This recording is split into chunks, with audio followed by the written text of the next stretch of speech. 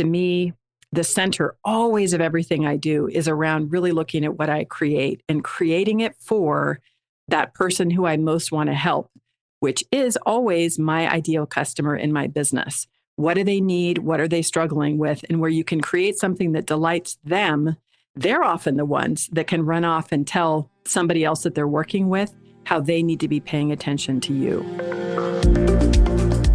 Hi, and welcome to the Coach Factory podcast. You just heard from Pamela Slim, business coach and the author of several books, including The Widest Net. I'm your host, Sean Hesketh, and on today's episode of Coach Factory, you'll hear from two top coaches on how you can expand your coaching brand's reach. Pamela continues with her process of finding the right clients and expanding your business to reach them. So there's an analysis of the ecosystem that surrounds your ideal clients. The whole method is built around the premise that your ideal clients that are focusing on solving a particular problem, let's say they want to grow their business, they are probably listening to podcasts that can help them. They go to conferences and events. They may have a whole number of different coaches. They might have a mindset coach. They might have a financial coach. They read books. They might belong to associations.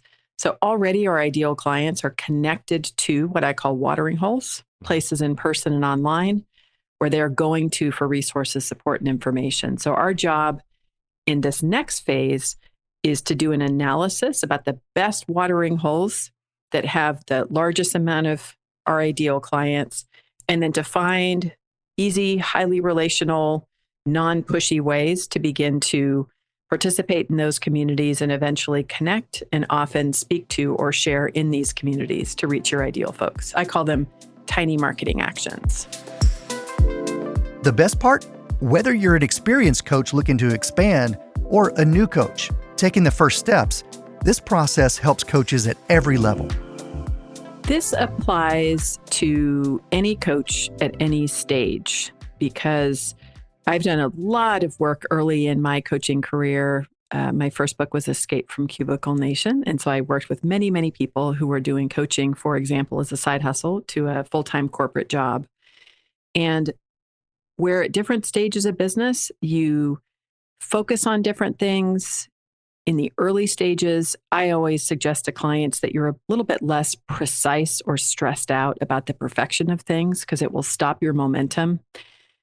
You need to still be making sure that you're visible, be clear in how you're describing who you want to work with, and you have to have something very concrete to sell. At any stage of business, you're going through that evaluation. Exactly your focus, the way you go through it, the importance, the investment of how you do it is going to be a little bit different at different stages, but the approach is really the same regardless of where you're starting. The experience of transitioning from a 9-to-5 job into coaching is something many coaches can relate to.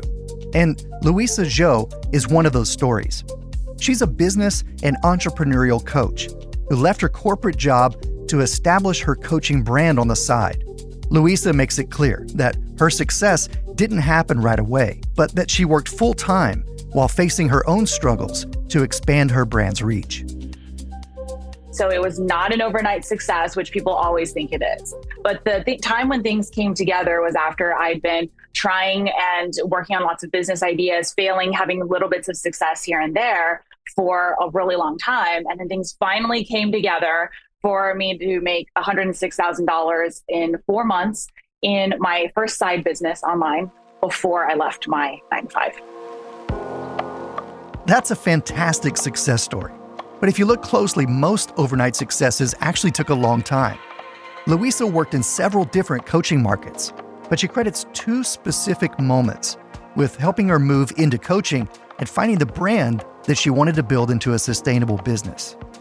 So for me, there are two key moments when that just made a difference. The first was personal and what motivated me to really get serious.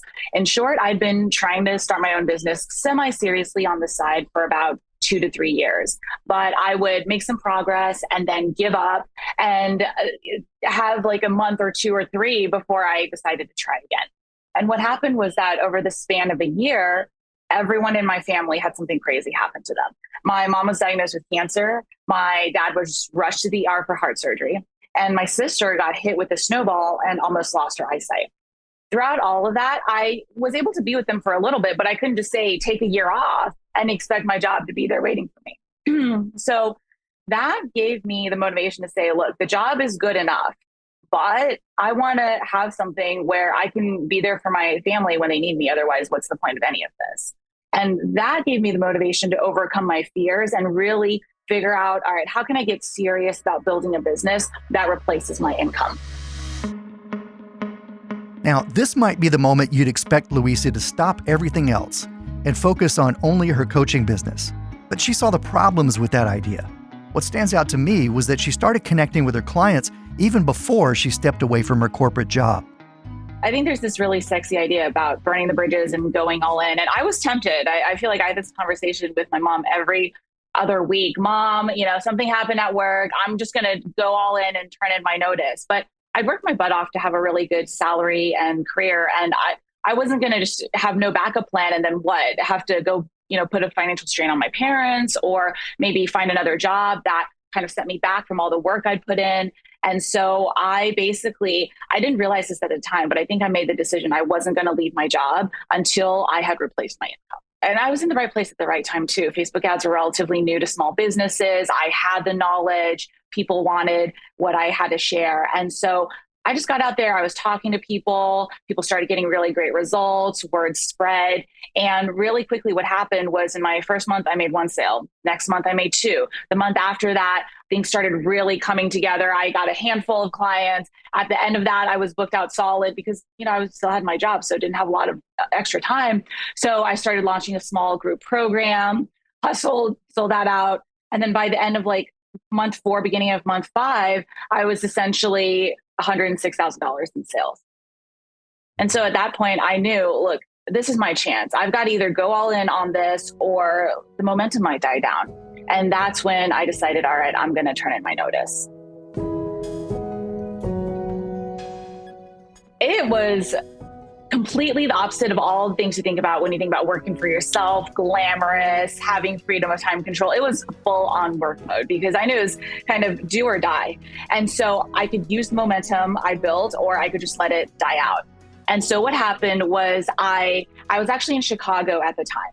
And I was like, okay, I want to cut expenses. So I'm going to move in with my now husband, who was in New York. He had a rent kind of subsidized apartment because his job paid him so little. So they subsidized the rent a little bit. And so I moved into his apartment, cockroach infested, right? Like all the good stuff, and kept my expenses really low. And I worked nonstop for the first year. And my husband likes to tell the story where he would come home at 2 or 3 in the morning because of his job. And he would see me still hunched over the computer, typing and working. And then he would go to sleep and then he'd wake up and I'd still be there. And so that was what it was like for the entire first year, where I just went all in on talking to people, doing more of what had been working to really build out that reputation for myself and build a stable base. I love how Luisa's story hits on the very real challenges lots of coaches face when transitioning from a full-time job into coaching. Pamela builds on this idea and gives a look into what comes next in the work of building your clientele. When coaches are successful at establishing their business, beginning to work with people, develop a reputation, and develop their own intellectual property, models and frameworks and approach to the work that they're doing, very often demand starts to increase and they get more referrals. And before they know it, they begin to get really, really busy. And they go from worrying about if they're going to have any clients to worrying how they're going to have time to spend time with their family, or they feel always overrun and stressed. And it's at this point that they often have to make choices about exactly who they're working with, what they're doing, how they're delivering services, and in some cases to not just do it themselves, but to begin to hire and bring on a team. It is really easy to be overwhelmed by all of the different techniques and transactional ways that you can grow your audience. The best advice I have for people at any stage of business is never skip the foundation. If you get caught where you're not exactly clear who you're marketing to, but all of a sudden you start to spend all this money on Facebook ads or complicated marketing funnels, things that can be very effective if they're dialed in on top of a solid strategy, that's, I think, where a lot of people get overwhelmed. So I always recommend get very specific and essential at your foundation so that you're excited about what you're doing. You're clear in the way that you describe who your ideal clients are in a way that's not filled with jargon. And then you're able to be strategic about the kind of marketing activities that you do. It's not about doing everything all the time. It's about choosing the specific marketing vehicles that work for you that you notice over time get you a consistent flow of clients. That really resonates with me because it's easy to fall into the myth that you need to become a viral sensation or become a Facebook ads expert, or worse, create some kind of no-brainer, low-cost offering. But it's critical to get crystal clear on who you're marketing to, and then you can get really specific about the marketing channels that'll work best for you and your clients. And Luisa has 3 non-negotiables that really stood out to me for coaches who are looking to increase their visibility. Boiling it down to this type of business, there are a few things that really form the baseline. You got to be driving new leads as often and consistently as possible. You got to have a way to make consistent sales, and then you got to have a way to deliver it. It really comes down to those things. So once I boiled it down to those non-negotiables, it was like, okay, what I need to be doing every day to at least get myself out there a little bit. So in the beginning for me, the strategies I chose were ads because that's what I knew. And then using my own Facebook group to post content and be in front of my audience. For sales, I hadn't at that point figured out how to do sales in an evergreen, always on method. And so it was, I'll reserve my sales from when we're doing the big launch. Those work well enough. And so when we're in launch mode, that's going to be the sales part. And then delivery would be the rest of the year where we would be delivering the group program, or I'd be delivering on whatever I was working on with my one-on-one clients. And so those were literally every day, the non-negotiables. I'm checking in on ads, maybe creating new ads. I'm posting one post in the Facebook group. I'm writing an email to my email list. And I'm, of course, delivering what I promised to my clients. But with that added visibility comes risks. And taking big risks for faster growth doesn't always work. So as coaches, it's important that we protect our business and our clients. Another principle that has really made a big difference for when we choose what strategies is risk minimization. And so the way I'm always thinking about it is, what is the least amount of risk that we can use to take on to get to our next phase? And sure, you can argue sometimes there's an offset for growth. If you are willing to take on bigger risks, sometimes that means you get to grow faster. But honestly, I just know these days I value my peace of mind and stable growth versus maybe a really big quantum leap that has the potential also to fail and really screw a lot of things up. And so whenever I think about something, I'm thinking about, okay, it doesn't have to pay off necessarily right away. But if that's the case, what do I need to do to keep revenue going until that strategy has paid off? And what does that look like? And so it's always about what's sustainable, what's going to minimize risk versus what I think a lot of other people talk about, which is what's going to grow us the fastest and the biggest. Again, there's a time and place for that, but I just think peace of mind and stable growth is underrated. Slow and steady wins the race. I think it's also helpful to recognize that the coaching industry is huge, and we can use that to our advantage. Pamela says another way to increase visibility is by connecting to and referring other coaches. Then you start to look out in the world, and because you have clearly defined what's the problem, challenge, or aspiration that your ideal clients want help with, you need to recognize that there already are places in person and online where other people are helping them with those same problems or challenges. All of us have probably been at a stage of business, either we're doing something new or we're just starting out, where it feels like we're just yelling into the internet, hoping that somebody will find us, dropping things in LinkedIn or social media, getting no feedback, wondering if anything is working whatsoever. And I do believe it is important to be visible and have a presence and share as a long-term consistent strategy. A way to shortcut that experience would be to say, if I am helping people to break through that glass ceiling and get the promotion that they want in their company, who are other associations maybe that are helping women to do that? What are the podcasts that are the most listened to on that topic? Is there a conference that's specifically focused on executive women that if I go to it would be a literal place where I could find ideal clients anywhere I go? Any of the people who might be speakers at that conference could potentially be referral partners because most likely they're going to be talking about things that will be highly complementary to services that I'm offering. So the next phase of your research and development is really to look for places where people already are looking. And the quickest way to do this, if you have worked with even just a handful of people, is to ask them questions like, what is your favorite podcast about the topic that you know that they are working with you on? Or if you could go to one conference a year, what would be that conference and why? Gathering this information over time, collecting the data is super important for you then to begin to reach out, plant seeds, make connections, test and experiment so that you can find out if these watering holes are really great places for you to be. And if they are, I've known plenty of clients that have a very focused marketing strategy. And that could be sometimes presenting at a core conference, maybe that delivers in different parts of the country 4 times a year, where that's their main source of clients because they know when they speak there, when they show up, it's a good fit for values, it's on the same mission, it's highly complementary. And so these are the ways that we can begin to really dial in where to spend our time, and then also make certain decisions about how we are sharing our own point of view in what I call your beacon. So you can go places where other people are, which is great, and show up there as a guest on a podcast or as a speaker on a stage.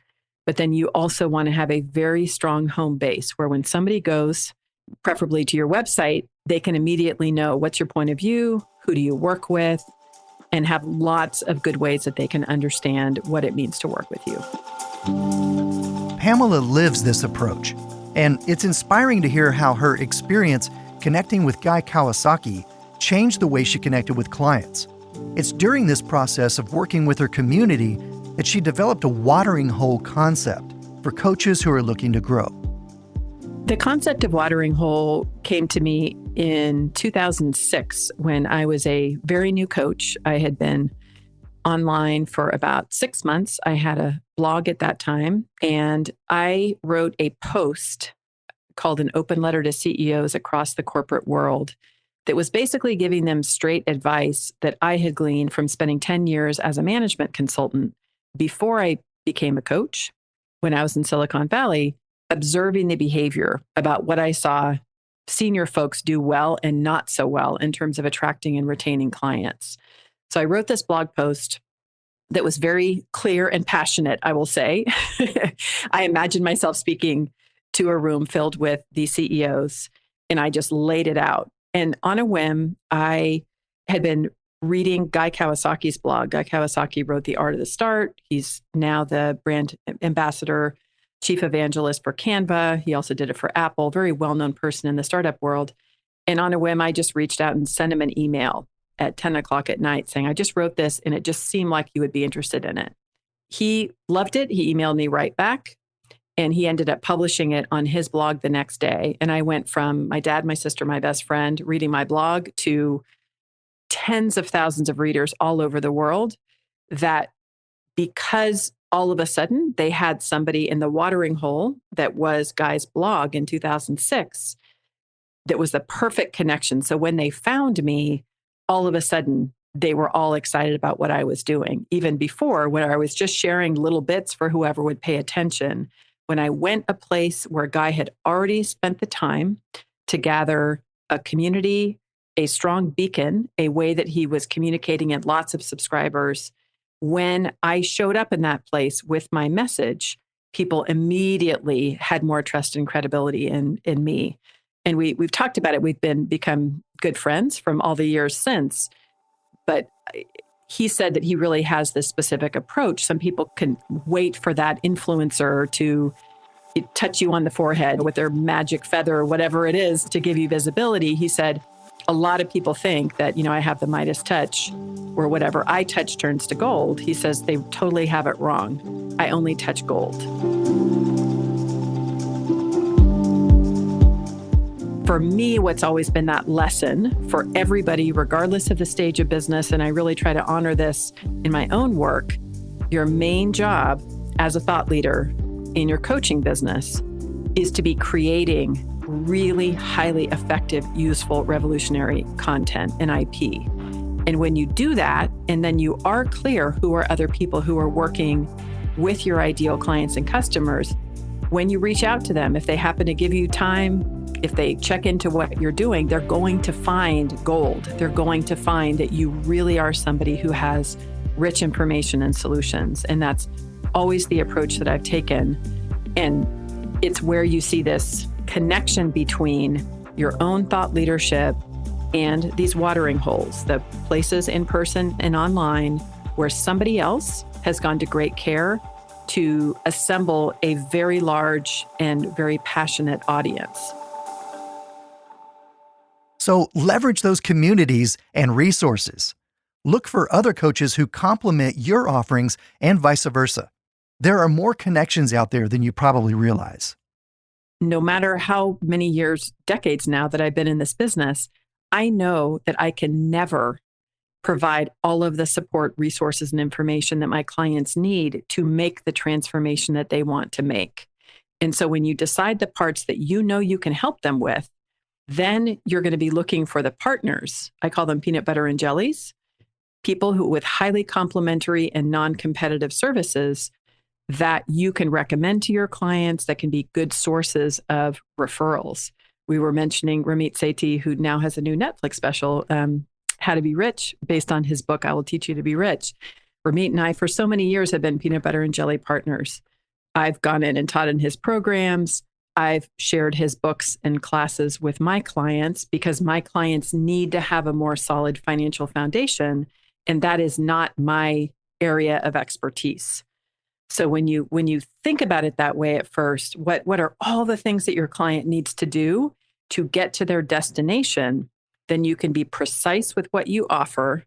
And then by definition, you're going to be finding the other partners to do that work with them, which means that probably there's going to be a super healthy referral network where the more that those people know about what I'm doing, for example, then they can be referring people to me for the things that they know that they don't want to do. These kind of peanut butter and jelly partnerships or relationships are just one avenue, and there are lots of ways to explore them. But let's be honest, the hard work of expanding and finding new clients can be daunting, and it's easy to feel lost and not know what you should be broadcasting to your audience. Luisa has some advice that might help. A really key foundational aspect for growth is to understand the business that you're actually in. What I mean by that is a lot of the time coaches and course creators and consultants, they think I'm in a coaching business or on online course business, et cetera. But the truth is that's just how you monetize. And how you know this is if all you did was coaching all day long, would you still have a business? And so to understand and to really kind of reverse engineer that, what it really takes to grow, especially if you're using online as your medium, is to understand that you are essentially in the content business. Content of some way, shape, or form. It can be social media, ads, blogs, whatever. The form is up to you and what you want to do best. But it's understanding that you're in the content business, which completely shifts how you prioritize. Because if you are not creating content every day, then you're not doing what you're doing, which is running a content business. And once you understand that, it really shifts how you invest your time and resources to be able to grow your business so that you can then do the things that are both monetizing and fulfilling you. That's to have the people come and find you and buy from you so that you can help change their lives through your services and products.